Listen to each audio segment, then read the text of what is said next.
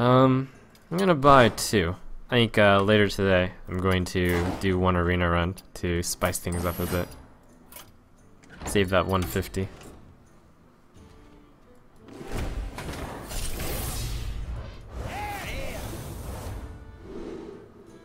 Cool, Sword of Justice.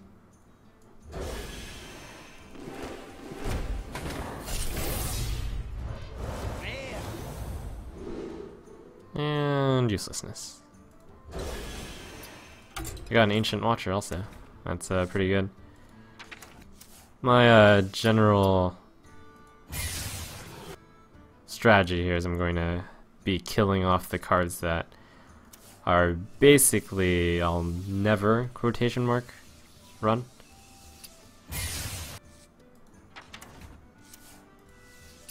Never asterisk run, but I'll keep the cool cards like Sword of Justice. Besides, rumor has it that maybe I'll do a quote-unquote free-to-play run on Paladin sometime. Might need that.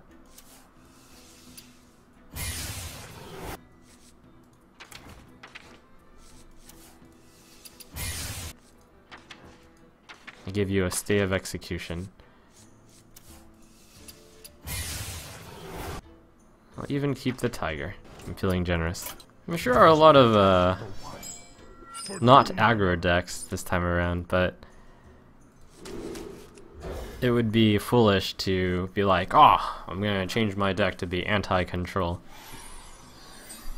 considering all the aggro that is running around.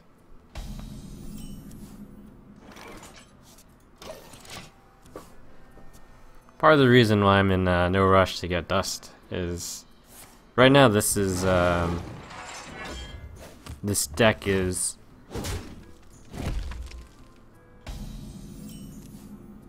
basically it's okay, and any changes to it would be to specifically do better or worse against certain matchups. Like at this point there are almost no strictly better upgrades. It's all a judgment call.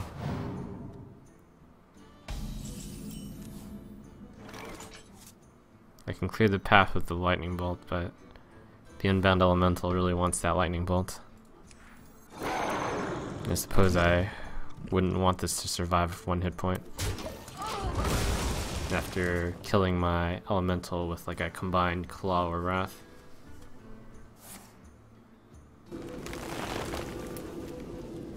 Although I suppose he always had the Wrath thing.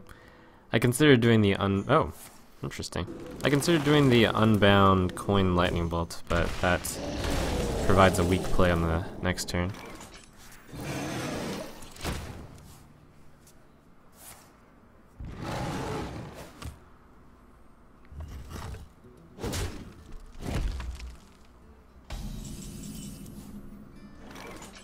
Mana Tide.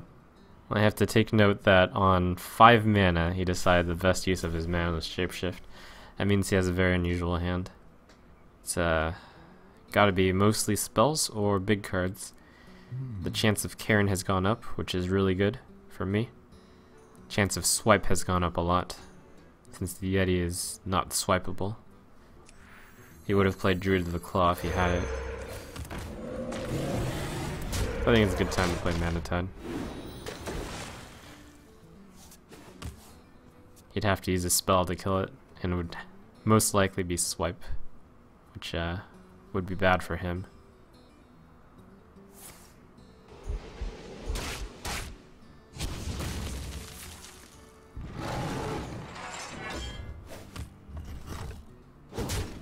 It's an imperfect answer.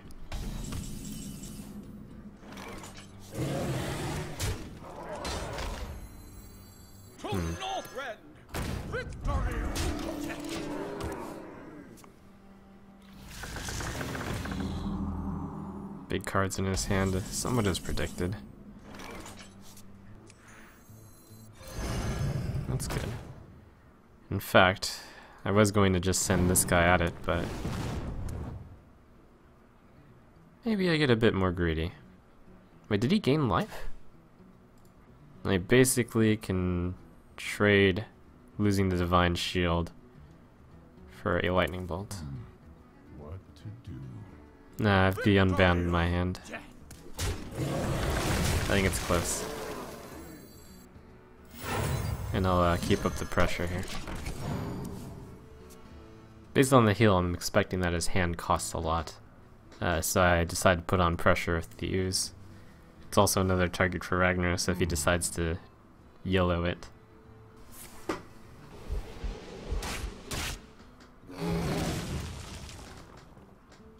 I must safeguard the land.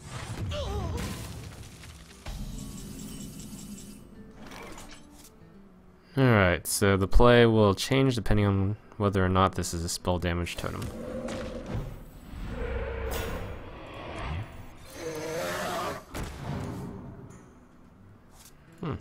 Nice of you to join us, auctioneer.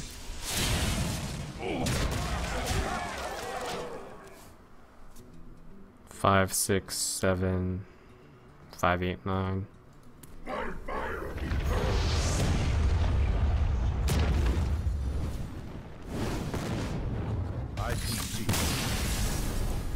Rip Ragnar's.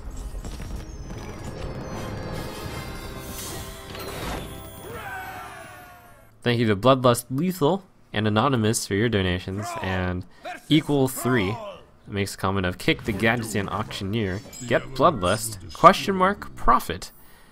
Greetings from Germany. Well, greetings. I'd say that would be a mistake because the Gadgetsian auctioneer is best against control, and the Bloodlust is also good against control. Any change you make to the deck at this point will be either pro-control or pro-aggro. It comes at a cost of another matchup. Come on, let's play Totem Wars. My totem tends to be better than his. Oh. His totem. Hard counter is my totem. Sort of. Not really.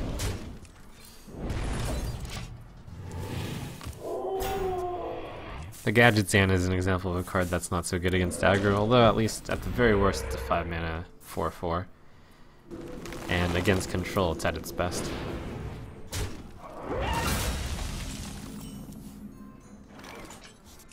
Yeah, totems.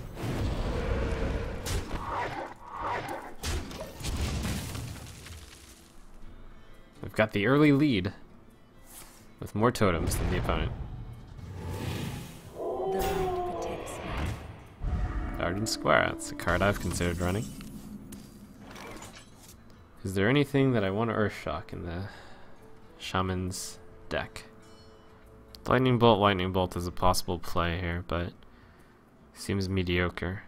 Defender of Argus kills the What to do? thing, and I can Earthshock the other one, finish it with the Searing Totem, but then his Squire finishes me off. I can Earthshock the Squire.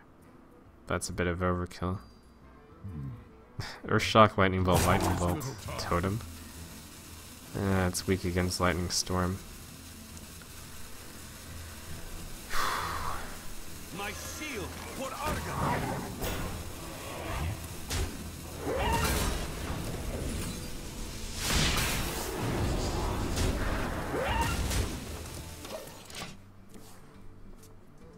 Also, I happen to not want to overload.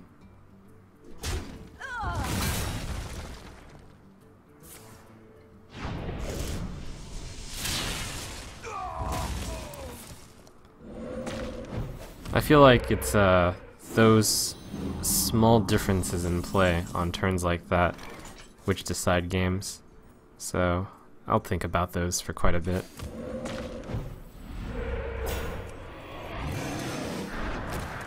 There was no obvious play on that turn, I think.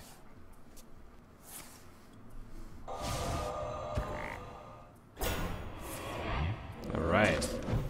Totem Wall of Taunt.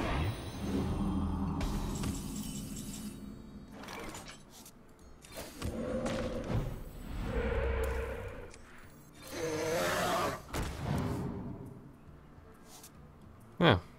Alright. Didn't want to really axe that anyways.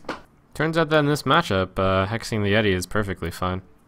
My biggest card is Fire Elemental, which is only 2 more than the Yeti.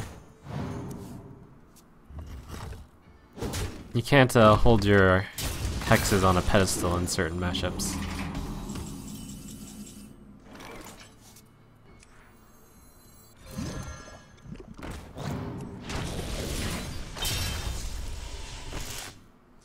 Two, two, one.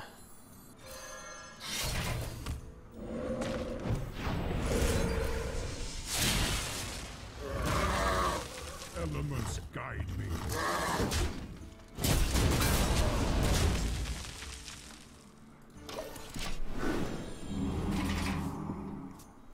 This is an example where Bloodlust looks amazing, and it probably is because the opponent can actually Lightning Storm, but like I said, you put in Bloodlust, you weaken a different matchup.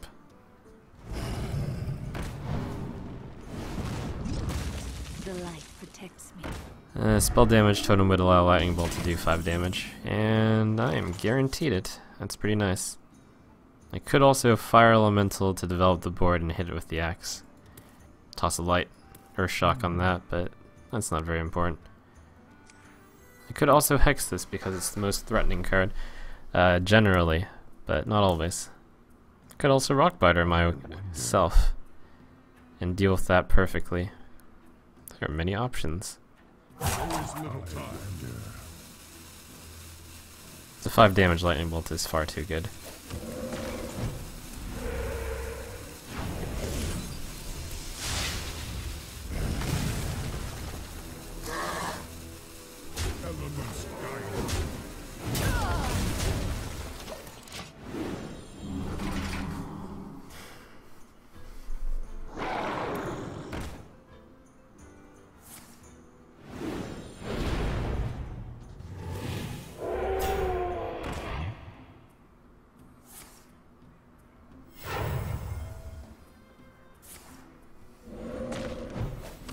Here's where I top deck Lightning Storm. Darn. Alright, the Earth Shock does 3. It's convenient. I actually don't have great solutions to this. Fire Elemental, one of the 2 3s. Kill this with these 2. Kill that with the axe. Earth Shock, Fire Ellie, 2-3 gets dealt with by this. No, what is the 2-3 getting dealt with? Hit. Could Hex this 3-5. That's 6 and 9 then. No, I need to Earth Shock. Alright, I'll take this piecemeal. I have 4 totems out, 1-7. So the remaining play is going to be to play this. No, it could be the Rockbiter. Oh my gosh, the time.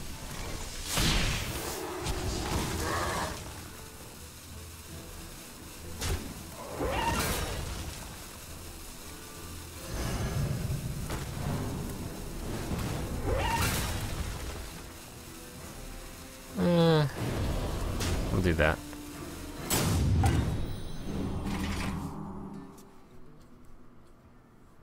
I'm taking an exceptionally long time to play this game. For some reason, I find this particular match really interesting. Probably because there's been so many options. It's rare for there to have been so many.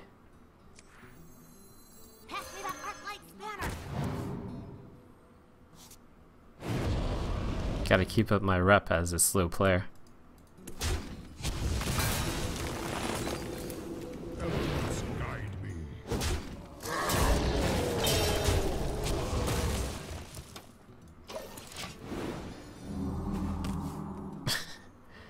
My board is garbage. Oh man, the frog killer. There it goes.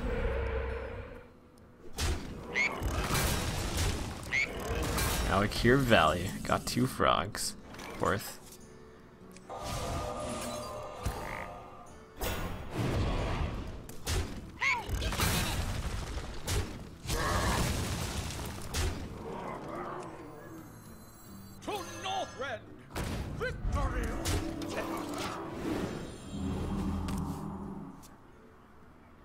Like swatting amphibians.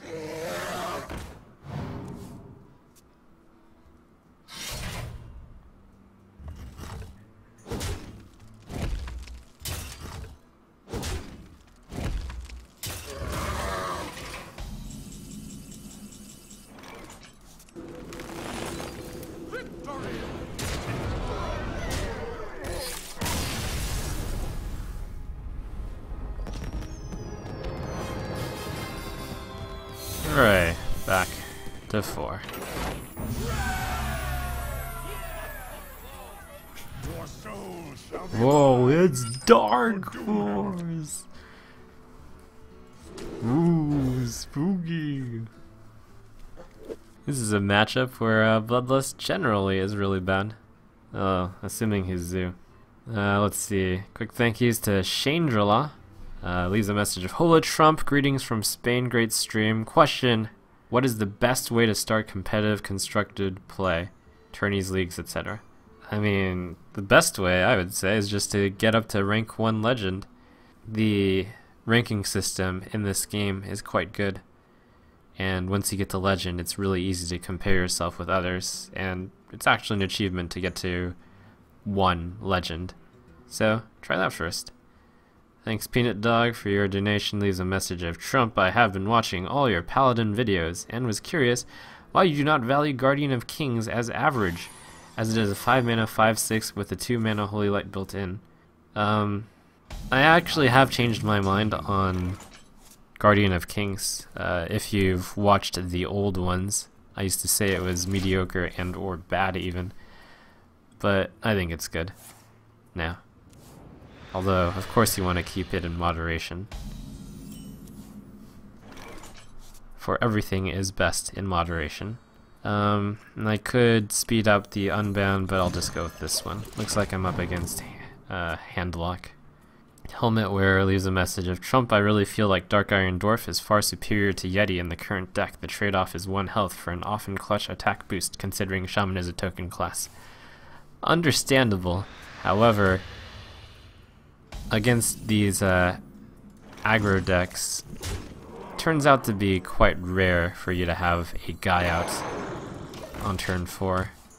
And the Yeti is just the flagship of the goodbye itself on turn 4. Hooray, I love being a shaman against this deck.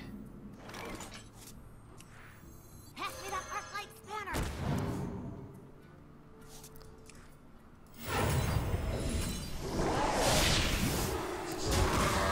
1 mana, deal 9 damage.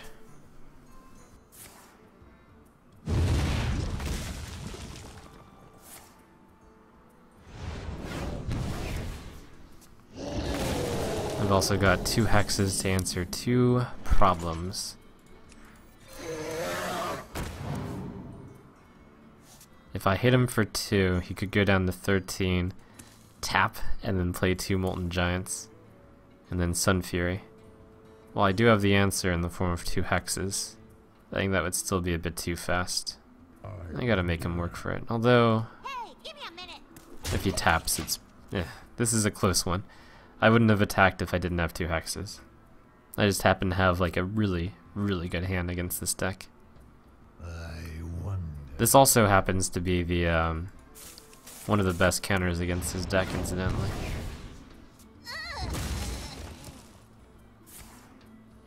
He hesitated on the life tap.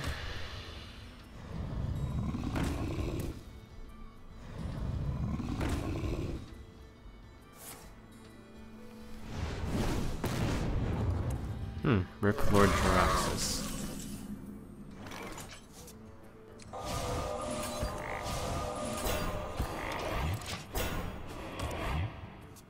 This goes to show how you absolutely cannot attack your Warlock buddy unless you're ready. Even here, it's iffy.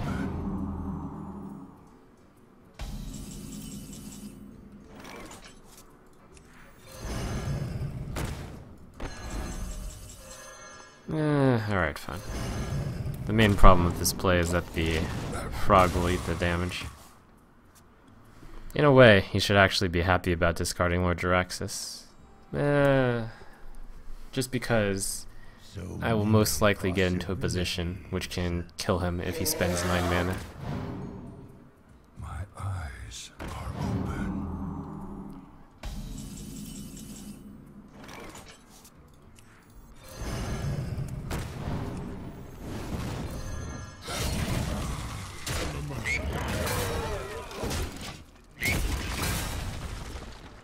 Alright, I do have Lethal facing him, but he hasn't played any taunt guys yet. so I would anticipate some. And then the Drake is going to be a little bit annoying to get through.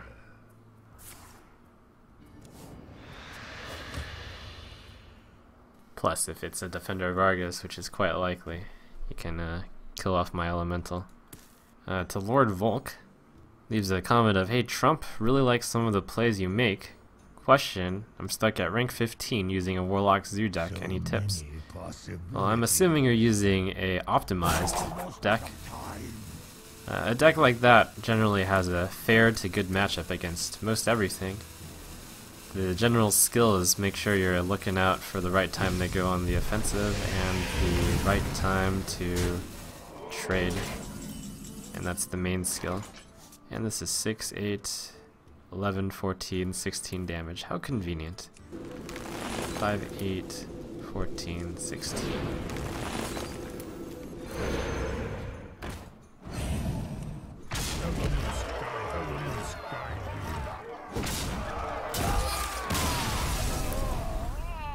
I wish all my draws were this good for the matchup. Turn 1 and 2 is very reactive for this deck. Usually use it to kill off the opponent's stuff. And I've considered adding a second axe because I'm usually super happy when I draw the axe early. And the Argent Squire is also a thing that I've considered, however I then thought about it and it's like, but against a hunter I don't really want to have an Argent Squire take up a spot on the board because it then attracts doggies. It's a tough call. Toxic gives the daily comment in question of what are your thoughts on Alakir? My thoughts on Alakir is that it's a fine card. It's really good in the control matchup. You add it and it's worse in the aggro matchup.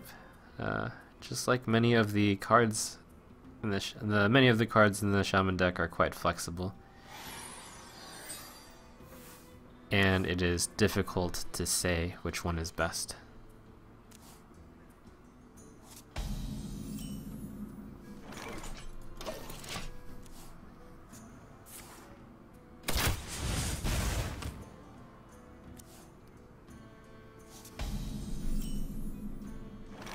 The problem with hitting the totem button is it's both good and bad in this matchup.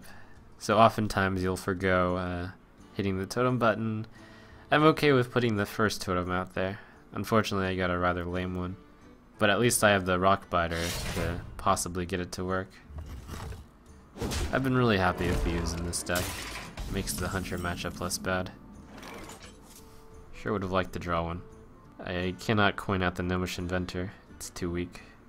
So my plays are really either Stormforged Axe or Totem again. It's not pretty either way. I got the other Totem which doesn't do anything.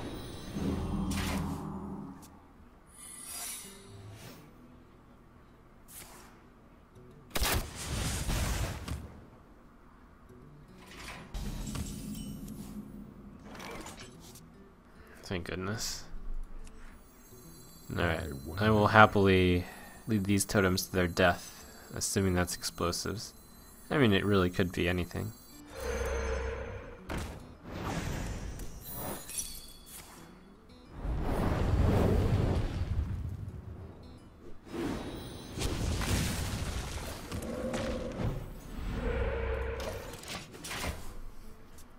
Playing against the hunter feels sort of dumb. It's like my first 4 turns I've accomplished nothing. Though to be fair, my draw has not been stellar.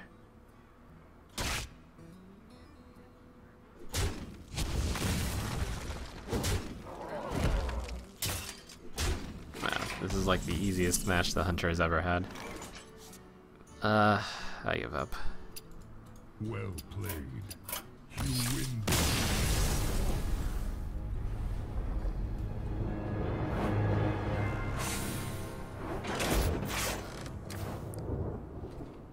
I will fight with honor.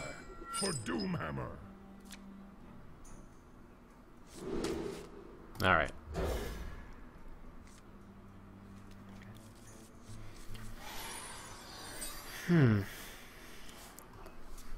Not sure how I should feel about this hand.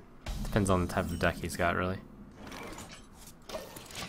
The good news is if the Paladin deck is slow, and it's slow because of the reinforce, the game will work almost no matter what hand you have. Really happy to draw that unban. It's really good with the Feral Spirit. This is one of the best openings I could have hoped for, and I drew both of the cards at the end. Reporting for duty. So, very fortunate on my side.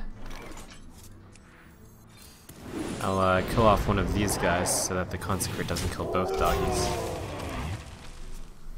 Thanks to Blossom for your gift. Leaves a message of, "Hey Trump, thanks for all the great content you provide. If you could add to or change something about Priest to make it better, what would it be? Thanks." I would add in a choice is either Totem or Axe. Axe pushes this out of range of that, but he wouldn't do it anyways, and I'm a little afraid of this because it puts it in Consecrate range, but he's not going to Consecrate this. There's two things for Priest that I think would be fun. One is to have like a source of constant healing, which isn't a minion, but maybe a spell. It's hard to hard code because you'd basically be using the hero ability of yourself each turn on yourself. In fact, that actually makes it easier, now that I think of it that way. The other thing is to just have a spell that kills a 4 attack minion. Spell, 2 mana cost, kill a minion with 4 attack. What a game changer that would be. I think I should boulder Rockbiter here, but unfortunately it means the rest of my mana isn't used efficiently. No, that's okay. It's actually quite good. Elements guide me. The first instinct was to use the Stormforged Axe, but that instinct was not good. There is little time.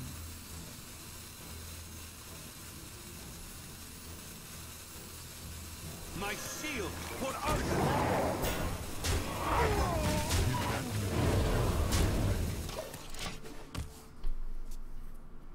Do you like to play with fire? Oh crap. The 3 health board fails against that.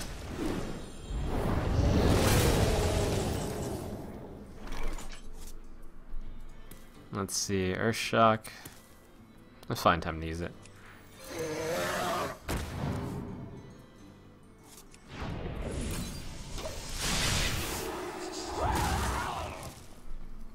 Against the Paladin, I generally try to keep everything at 3 health to play around Consecrate, but Pyromancer Consecrate, that sure stings.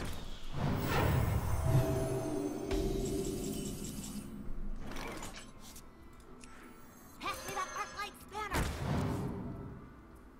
Yeah, convenient. Elements guide me.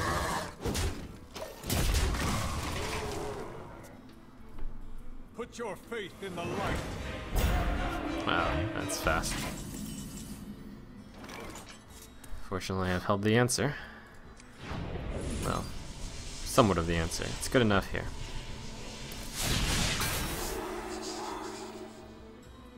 I can either trade away the 4/4 or take 6 damage. I also should have played Gadgets and Auctioneer, and I'm a big dummy, but I was too excited. I don't think I can take the 6 quite yet, and I have nothing that deals with spells. I wanted to get more value out of the Auctioneer, but that doesn't seem very realistic with his hand.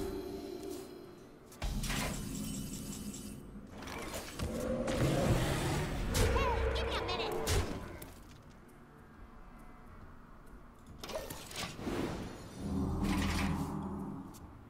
That's a fairly significant, I'd say, Love mother. mistake, because if I had played Auctioneer, then on this turn I could have played Yeti, using 4 more of the mana. Oh, that's aggressive. Seems like he's got the confidence to rush me down. His deck also most likely runs equality plus a board clear. I wonder. And if he's only got consecrate, then that's really good good for him if I actually decide to trade this. It's a headache.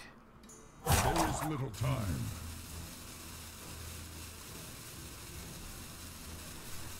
I feel like I'll get wiped out if I play the Unbound, and yet I think I'm in a bad enough position that no, he's got so many cards in hand, there's no way. I'm just stuck in a tough spot. It's virtually a guaranteed loss from here, but I'm going to hold out for some draws. Let me think.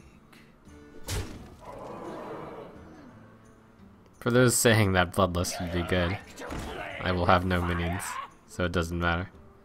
Let me think.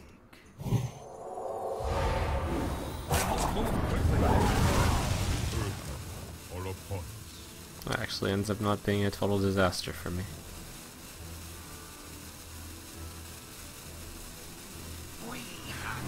I'm not sure you have to do that.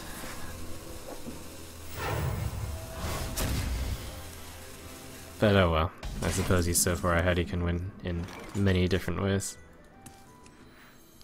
If I take any damage I'll probably lose, but looks like I have no choice.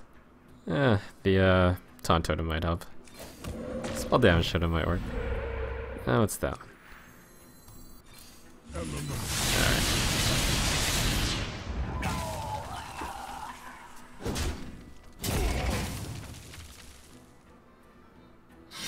Well played. Well played.